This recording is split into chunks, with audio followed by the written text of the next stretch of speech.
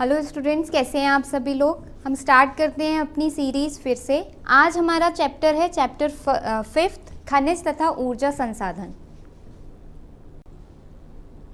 चलिए, हमारा फर्स्ट जो प्रश्न है वो हमसे पूछा गया है, झारखंड में स्थित कोडरमा निम्नलिखित में से किस खनिज का अग्रणी उत्पादक है। पूछा गया है कि जो कोडरमा है, झारखंड में उपस्थित कोडरमा है, वह किस खनिज का अग्रणी उत्पादक है।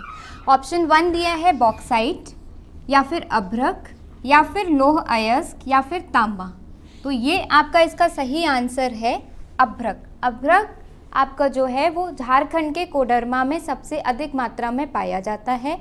यहाँ पे एक चीज़ और ध्यान रखिएगा कि कोडरमा जो जगह है वो कहाँ पर है, वो झारखंड में है। कई बार ऐसे भी पूछा जा सकता है कि कोडरमा जो कि अभ्रक का मुख्य उत्पादक है या मुख्य उत्पादक क्षेत्र है, वह कौन से राज्य से संबंधित है। तो आपसे पूछा जा सकता है, तो उसका सही जवाब क्या होगा, झारखंड। तो दोनों तरीके से आपसे प्रश्न पूछा जा सकता है, इस बात को आप ध्यान रखिएगा। ठीक, अभ्रक जो है मुख्य रूप से अभ्रक और कहाँ पाया जाता है, उड़ीसा। उड़ीसा जो हमारा राज्य है, पूर्व तट पर पड़ता है आपका उड़ीसा, यहाँ पे भी अभ्रक अधिक मात्रा में पाया जाता है। ठीक, तो दो क्षेत्र हमें याद रखने होंगे, एक तो झारखंड का कोडरमा और इसके साथ साथ उड़ीसा में भी अभ्रक अधिक मात्रा में पाया जाता है। ठीक है, चलो अगले क्वेश्चन की तरफ चलते हैं, अगले प्रश्न की तरफ चलते हैं। दूसरा प्रश्न यह हमसे पूछ रहा है कि निम्नलिखित चट्टानों में से किस चट्टान के स्तरों में खनिजों का निक्षेपण और संचयन होता है। देखिए, हमें पता है खनिज हमारे किस में संचयित होते हैं, चट्टानों में संचयित होते हैं खनिज। ठीक है, खनिज किससे बने होते हैं, तत्व होते हैं, उनसे मिलकर के क्या बनते हैं, खनिज बनते हैं। और खनिज किस में संचरित हो जाते हैं, चट्टानों में संचरित हो जाते हैं। चट्टानों के प्रकार 3 तरह की हमें चट्टानें भी मालूम है। जैसे एक हमारी होती है, आप लोगों ने पढ़ा होगा, एक होती है आग्नेय चट्टान, दूसरी कायांतरित चट्टान और तीसरी तलछटी चट्टान। ठीक है, जो आग्नेय चट्टानें हैं वह कैसे बनती हैं कि जब जमीन के अंदर से, पृथ्वी के अंदर से लावा मतलब मैग्मा पिघल के बाहर आता है, लावा के रूप में फैलता है, ठंडा होता है, उससे जो चट्टानें बनती हैं उन्हें हम क्या कहते हैं, आग्नेय चट्टानें। और ये हमारी मुख्य चट्टानें होती हैं और सबसे पहले यही चट्टानें बनती हैं। ठीक, दूसरी चट्टानें क्या हैं, कायांतरित चट्टानें। ये कैसे बनती हैं कि जब इन्हीं आग्नेय चट्टानों के टुकड़े होते हैं और ये क्या होते हैं, एक के ऊपर एक जमना शुरू होते हैं, परतें लगती हैं इनकी, तब हमारी जो चट्टानें बनती हैं उन्हें हम क्या बोलते हैं, कायांतरित चट्टानें। ठीक है, तो इस तरीके से जो आपके खनिज हैं या चट्टानों में से किस चट्टान के स्तरों में खनिजों का निक्षेपण और संचयन होता है, तो खनिजों का संचयन मुख्य रूप से होता है तलछटी चट्टानों में। ठीक, तलछटी चट्टानें जो होती हैं हमारी, जो नीचे पाई जाती हैं, तलछटी चट्टानें, उनमें हमारा होता है खनिजों का संचयन। ठीक, इसका सही आंसर होगा तलछटी चट्टानें। आगे चलते हैं, भारत को किस ऊर्जा में महाशक्ति का दर्जा प्राप्त है। भारत में यह ऊर्जा किस क्षेत्र में स्थापित है। फिर से 2 अंकों का प्रश्न है ये हमारा, 2 या फिर 3 अंकों में भी पूछा जा सकता है ये आपसे। ठीक, तो इस प्रश्न में आपसे पूछा गया है कि भारत किस ऊर्जा में महाशक्ति का दर्जा प्राप्त है। भारत को ऊर्जा कई तरह की होती है, जैसे पवन ऊर्जा भी होती है, सौर ऊर्जा भी होती है, जीवाश्मी ईंधन की ऊर्जा भी होती है ना, ज्वारीय ऊर्जा भी होती है, बहुत तरीके की ऊर्जा होती है। यहाँ पे पूछ रहे हैं कि भारत में कौन सी ऊर्जा सर्वाधिक मतलब इस्तेमाल की जाती है और सबसे ज़्यादा भारत में किस ऊर्जा का इस्तेमाल किया जाता है, और भारत में यह ऊर्जा किस क्षेत्र में स्थापित है। हमें क्षेत्र भी बताना है और ऊर्जा का नाम भी बताना है। ठीक है, तो देखिए इसे कैसे लिखेंगे आप लोग। भारत को अब विश्व में पवन महाशक्ति का दर्जा प्राप्त है। सौर ऊर्जा, ज्वारीय ऊर्जा, भूतापीय ऊर्जा या फिर पवन ऊर्जा, इन सारी ऊर्जाओं में से भारत में जो सबसे ज़्यादा ऊर्जा हमें मिलती है वह पवन ऊर्जा है। पवन ऊर्जा का भारत सबसे बड़ा स्रोत है। ठीक, भारत में पवन ऊर्जा फार्म के विशालतम पेटी तमिलनाडु में नागरकोइल से मदुरई तक अवस्थित है, यानी जो पवन ऊर्जा का क्षेत्र है, क्षेत्र पूछा गया था। एक तो हमसे क्या पूछा गया था, किस ऊर्जा में महाशक्ति का दर्जा प्राप्त है, उत्तर क्या हो गया, पवन ऊर्जा। अब पूछा गया है इसका क्षेत्र, तो इसका क्षेत्र कौन सा है, जो तमिलनाडु का इलाका है। तमिलनाडु में नागरकोइल से लेकर के मदुरई तक का जो क्षेत्र है, वह क्षेत्र हमारा पवन ऊर्जा का सबसे मुख्य क्षेत्र है, ठीक। लेकिन इसके अलावा भी बहुत सारे भारत के क्षेत्र ऐसे हैं जहाँ पे पवन ऊर्जा का स्रोत हमें मिलता है या जहाँ से हम पवन ऊर्जा बना पाते हैं, जैसे आंध्र प्रदेश, कर्नाटक, गुजरात, केरल, महाराष्ट्र, लक्षद्वीप में भी महत्वपूर्ण पवन ऊर्जा फार्म है। तो तमिलनाडु का जो नागरकोइल है, यह तो मुख्य क्षेत्र है, लेकिन नागरकोइल से मदुरई तक का इलाका, लेकिन इसके अलावा भी आंध्र प्रदेश में, कर्नाटक में, गुजरात में, महाराष्ट्र में और लक्षद्वीप जो हमारा एक महाद्वीप, उप महाद्वीप है, आइलैंड है, वहाँ पे भी हमें क्या मिलता है, पवन ऊर्जा का क्षेत्र मिलता है।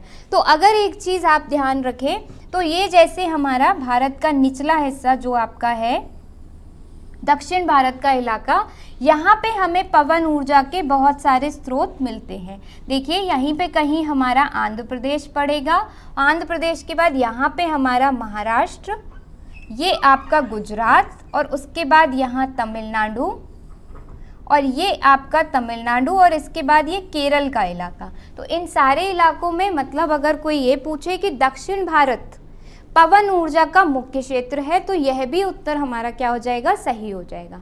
अब आपको राज्य ना देके उनने किसकी बात कर दी है, क्षेत्र की बात कर दी है। तो जो समुद्र के पास का इलाका है, इससे हमें एक चीज़ और समझ में आ रही है, यहाँ पे कहीं हमारा होगा लक्षद्वीप, ठीक। हम जब अभी मानचित्र देखेंगे तो और समझ में आएगा। यहाँ पे कहीं होगा हमारा लक्षद्वीप, ये इलाका हमारा होगा लक्षद्वीप, ठीक। और यहाँ पे हमें क्या मिलता है, अंडमान निकोबार मिल जाता है, इस इलाके में अंडमान निकोबार मिल जाता है। तो अगर हम देखें तो पवन ऊर्जा का मुख्य क्षेत्र हमें कहाँ मिल रहा है, जहाँ पे समुद्र है, समुद्र के पास का जो इलाका, तटवर्ती इलाका है, वह पवन ऊर्जा का मुख्य स्रोत है, ठीक है। और भारत पवन ऊर्जा में महाशक्ति प्राप्त देश है, ठीक है। समझ में आ गई बात। देखिए जानकारी ये उतनी ही है, लेकिन प्रश्न दोनों तीनों तरीके से आपसे पूछा जा सकता है। तो पूरी जो जानकारी है उसको ध्यान रखते हुए प्रश्न को आपको हल करना है, ठीक। इस तरीके से ना पूछ करके आपसे सिर्फ पूछ लेंगे कि क्षेत्र बताइए, तो क्षेत्र दक्षिण का जो इलाका है, तटवर्ती जो इलाका है, वह पवन ऊर्जा के लिए अच्छा क्षेत्र है, ठीक है। आगे चलें,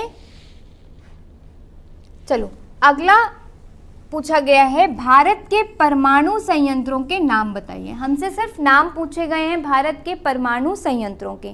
हमें पता है परमाणु आपका परमाणुवीय ऊर्जा भी ऊर्जा का एक अच्छा स्रोत माना जाता है। उसमें क्या होता है, परमाणु ऊर्जा कैसे बनती है, जो भी आपका परमाणु होता है, जैसे जो रेडियोधर्मी परमाणु होता है, ज़्यादातर कौन सा परमाणु इस्तेमाल करते हैं, यूरेनियम, है ना, यूरेनियम यूज़ करते हैं, यूरेनियम का इस्तेमाल करते हैं, या फिर हम किसका, थोरियम भी इस्तेमाल कर लेते हैं। इन परमाणुओं पर, इन रेडियोधर्मी परमाणुओं पर जब न्यूट्रॉन की हम क्या कराते हैं, वर्षा कराते हैं, तो हमें एक श्रृंखला मिलती है, एक श्रृंखला सी चल जाती है। इस पर जब हम न्यूट्रॉन की वर्षा कराते हैं तो इस तरीके से एक परमाणु ये बनता है, दूसरा परमाणु ये टूट करके और बनता है, फिर इस पर फिर से हम जब न्यूट्रॉन की वर्षा कराते हैं तो हमें इससे भी दो मिलते हैं और फिर इससे भी दो मिलते हैं। तो इस तरीके की ये पूरी श्रृंखला बन जाती है और बहुत सारी ऊर्जा का इसमें ऊर्जा निकलती है, बहुत सारी ऊर्जा क्या होती है, निकलती है, बाहर छोड़ी जाती है। तो यही हमारी क्या कहलाती है, परमाणुवीय ऊर्जा कहलाती है। और हम एक संयंत्र बनाते हैं जिसे हम क्या कहते हैं, नाभिकीय रिएक्टर कहते हैं, और उसमें ही हम क्या करते हैं, नियंत्रित रूप से यह जो श्रृंखला है या ये जो श्रृंखला अभिक्रिया है इसको चलाते हैं। नियंत्रित रूप से श्रृंखला अभिक्रिया चलने से बहुत सारी मात्रा में ऊर्जा क्या होती है, निकलती है बाहर, और ऐसी ऊर्जा को हम क्या कहते हैं, परमाणु ऊर्जा कहते हैं। ठीक है, अब हमसे वही पूछा गया है कि भारत के परमाणु संयंत्रों के नाम बताइए। तो भारत में देखते हैं कहाँ कहाँ पे परमाणु संयंत्र हैं, मुख्य रूप से उनको हमें देखना है। देखिए, भारत के प्रमुख परमाणु संयंत्रों में, भारत के प्रमुख परमाणु संयंत्रों में काकरापारा कहाँ पे है, गुजरात में, तारापुर महाराष्ट्र में, रावतभाटा राजस्थान में, नरोरा उत्तर प्रदेश बुलंदशहर के पास में है आपका नरोरा, कैगा कर्नाटक में, कलपक्कम तमिलनाडु में। ठीक, तो ये हमारे क्या हैं, भारत के प्रमुख परमाणु संयंत्र हैं।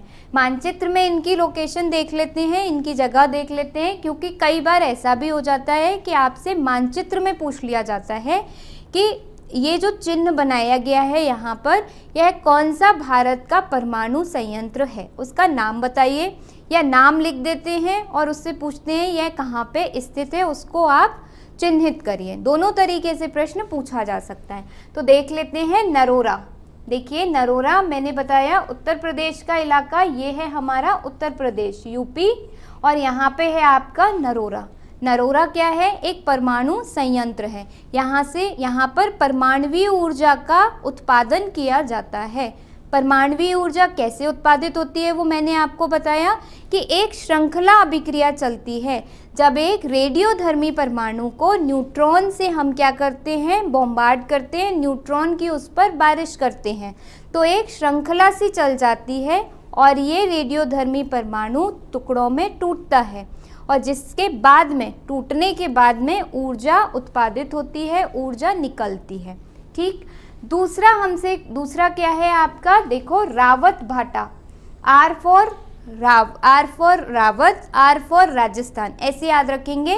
रावतभाटा कहाँ पर है, राजस्थान में। कई बार बहुत सारे नाम हो जाते हैं तो हमें याद करने में थोड़ी सी दिक्कत होती है। ठीक, तो छोटे छोटे जो तरीके हैं वो भी कुछ मैं आपको यहाँ पे बताती चलूँगी साथ साथ, जिससे कि जब आपका पेपर हो तो आपको एकदम से ध्यान आ जाए।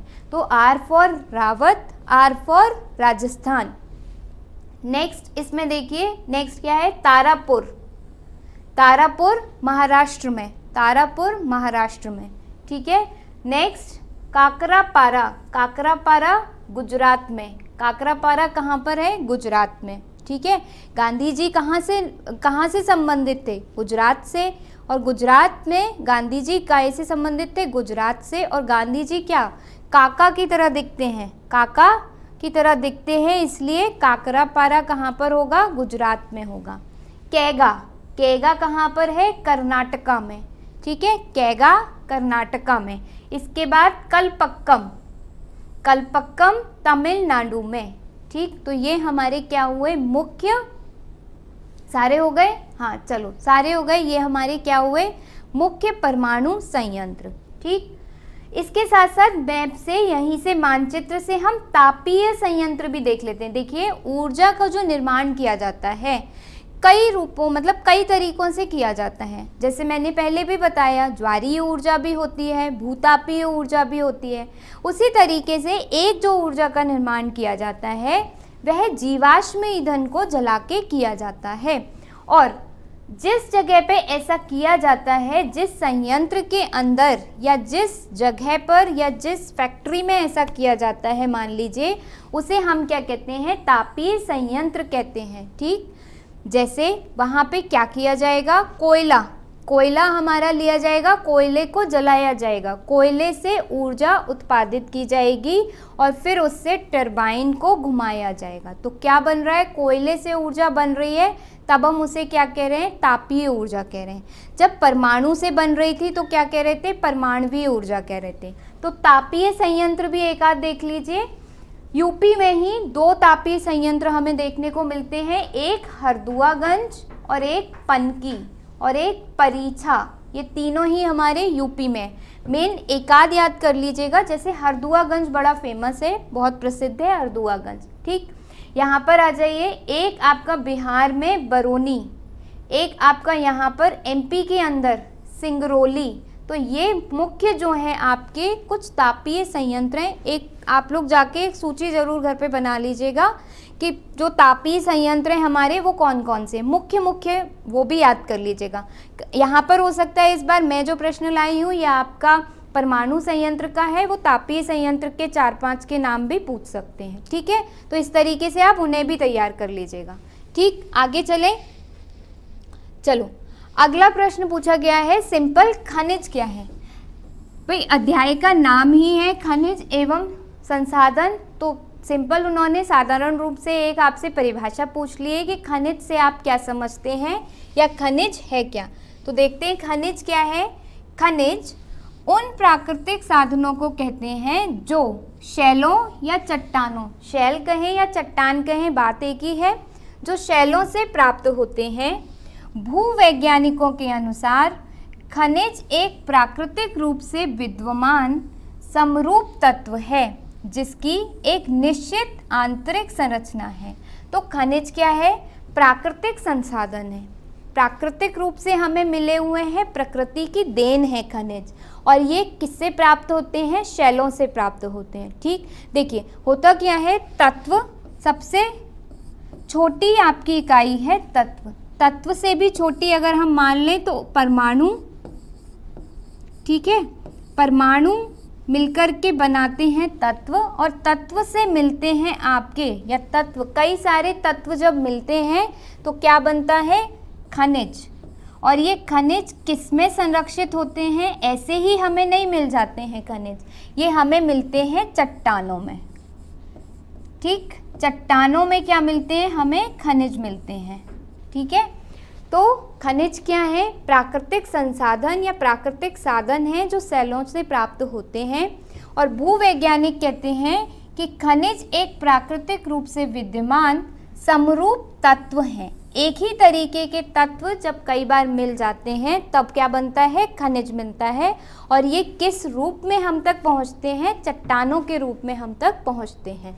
और इनकी एक निश्चित आंतरिक संरचना होती है, किसी भी खनिज की एक निश्चित आंतरिक संरचना होगी। जैसे एक खनिज का अगर हम उदाहरण लें,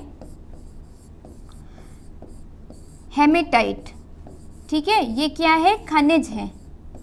किसका खनिज है, आयरन का या लोहे का खनिज है। तो हमें कैसे पता चला, जैसे ही हमने हेमेटाइट सुना हमें समझ में आ गया इसमें क्या मिलेगा, लोहा मिलेगा। कौन सा तत्व मिलेगा, लोहा मिलेगा। तो ये किसका खनिज हो गया, लोहे का खनिज हो गया। ठीक, उसी तरीके से एक और उदाहरण देखो, बॉक्साइट। अब ये जैसे ही नाम सामने आया, किसका खनिज होता है, ये एल्यूमिनियम का। जब हम इसको संयंत्र में ले जा करके या फिर किसी उद्योग या फिर किसी मतलब धातु कर्म करेंगे जब इसका, तब हमें क्या प्राप्त होगा, एल्यूमिनियम प्राप्त होगा।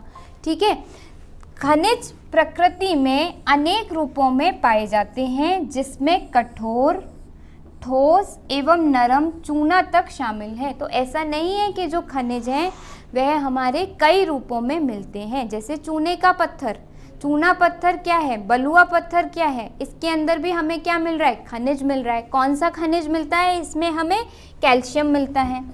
इसमें हमें कौन सा तत्व मिलता है, इसमें हमें कैल्शियम मिलता है।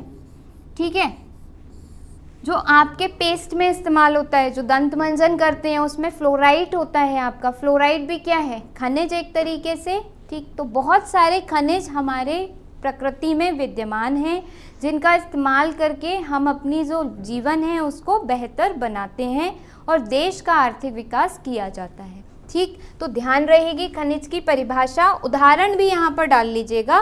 खनिज का एक आप लिख लीजिएगा हेमेटाइट जो कि लोहे का खनिज है, और एक लिख लीजिएगा बॉक्साइट जो कि एल्यूमिनियम का खनिज है। ये दोनों और लिख लीजिएगा। ठीक, इस परिभाषा में उदाहरण भी जोड़ लीजिएगा। ठीक है, आगे चलें।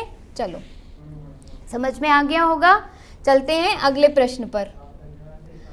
चलिए, अब पूछा गया है धात्विक और अधात्विक खनिजों में अंतर स्पष्ट कीजिए। खनिज हमने क्या देखा, प्राकृतिक संसाधन है, प्रकृति में विद्यमान है खनिज। अब खनिज धात्विक भी हो सकता है, खनिज अधात्विक भी हो सकता है। कैसे, अगर किसी खनिज में धातु उपस्थित है, जैसे मैंने क्या बताया था अभी खनिज का उदाहरण हेमेटाइट, ठीक, मैंने बताया हेमेटाइट। अब इसमें क्या उपस्थित है, ये किसका खनिज है, मैंने कहा आयरन का या किसका, लोहे का। मैंने बताया ये किसका खनिज है, आयरन का खनिज है या लोहे का खनिज है। अब लोहा क्या है, लोहा एक धातु है, तो हेमेटाइट क्या हो गया, धात्विक खनिज हो गया। हेमेटाइट क्या हो गया, धात्विक खनिज हो गया। तो जब खनिज में धातु उपस्थित हो, जब किसी खनिज में धातु उपस्थित हो तब उसे क्या कहते हैं, धात्विक खनिज कहते हैं। दूसरा मैंने क्या उदाहरण लिया था, दूसरा मैंने उदाहरण लिया चूना पत्थर, ठीक, या फिर हम ले लें अभ्रक।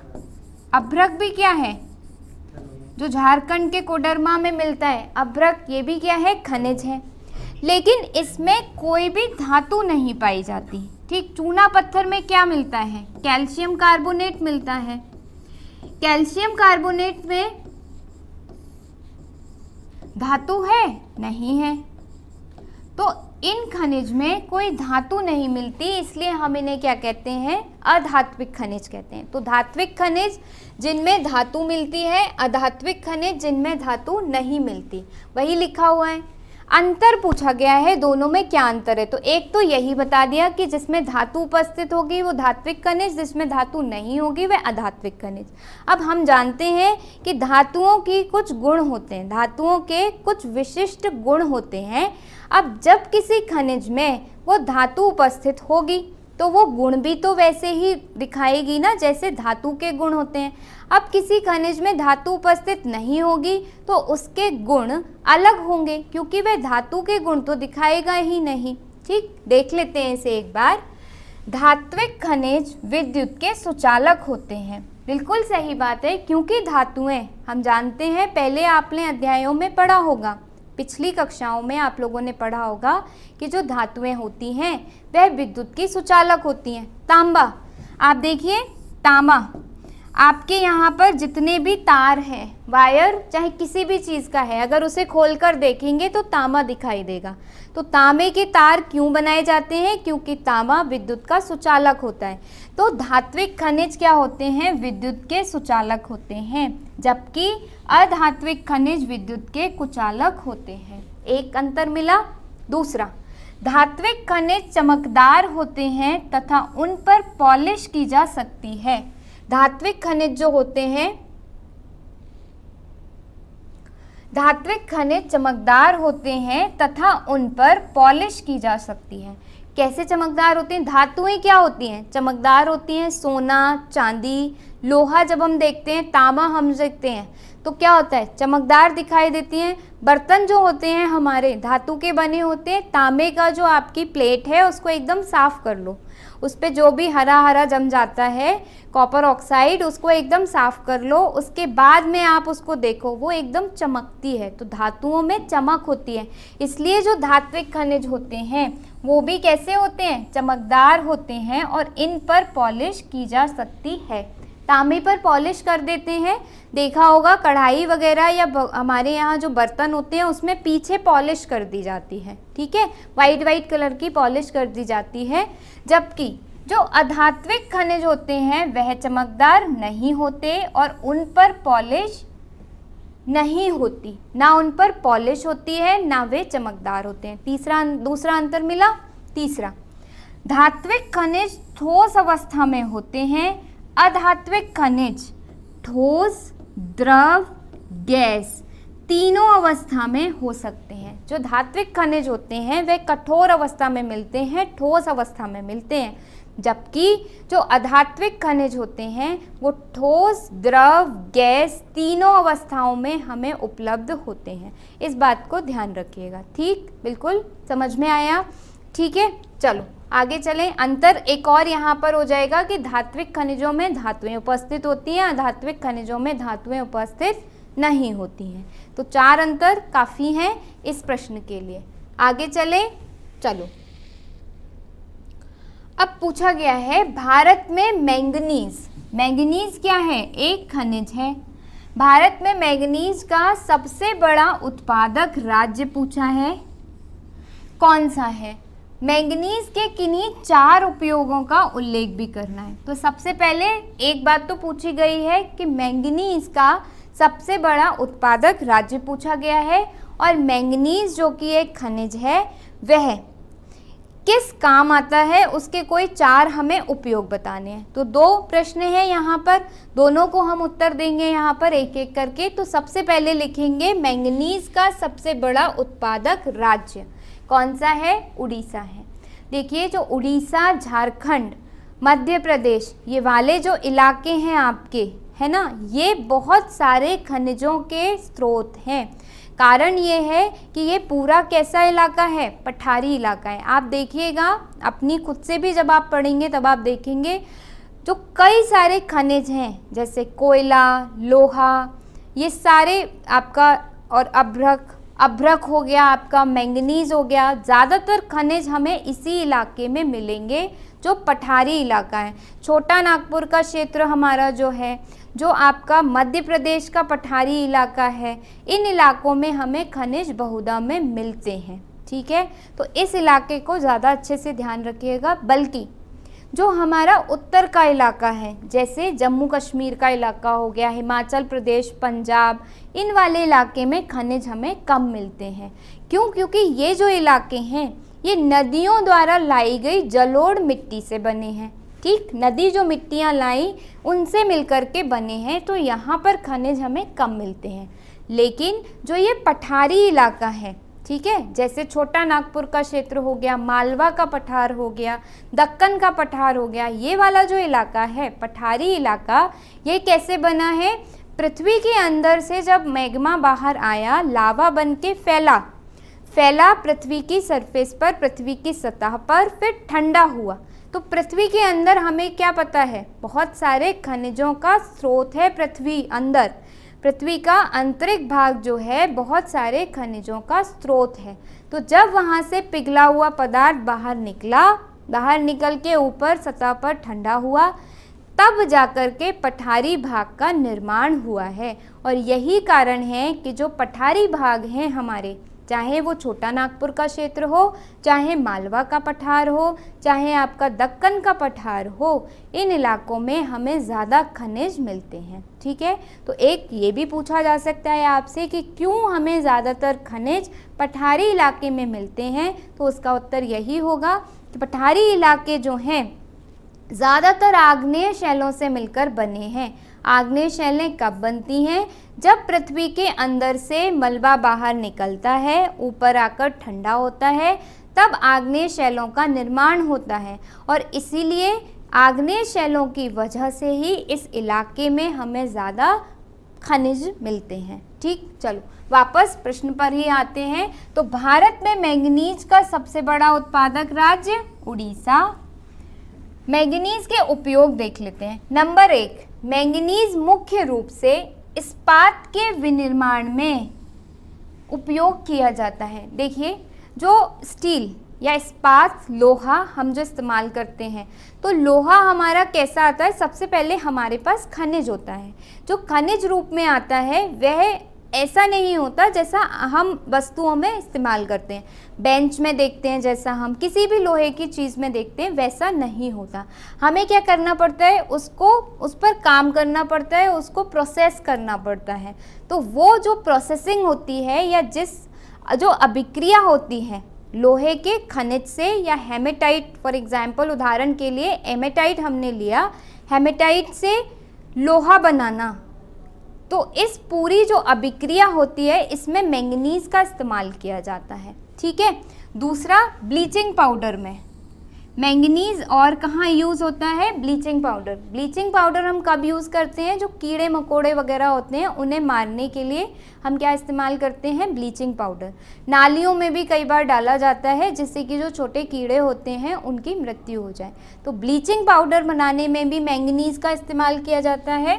कीटनाशक दवाएं, जैसे जो मच्छर भगाने के लिए आपके घरों के पास में फॉगिंग होती है ना, धुआं जो किया जाता है, फॉगिंग जो की जाती है, नगर निगम के द्वारा, तो वो जो कीटनाशक दवाएं होती हैं उनमें भी हम किसका इस्तेमाल करते हैं, मैंगनीज का। नंबर 4, रंग रोगन पेंट बनाने में इसका उपयोग किया जाता है। ये जो पेंट बनता है घरों में, दीवारों पर जो पेंट किया जाता है, इसमें भी मैंगनीज का इस्तेमाल होता है। तो मैंगनीज मुख्य रूप से उड़ीसा में मिलता है। इसका इस्तेमाल रंग रोगन में, इसका इस्तेमाल ब्लीचिंग पाउडर में, कीटनाशक दवाओं में और इस्पात के विनिर्माण में होता है। ठीक है, इतनी बातें आप लोग ध्यान रखिएगा। ठीक, आगे चलें अगले प्रश्न पर।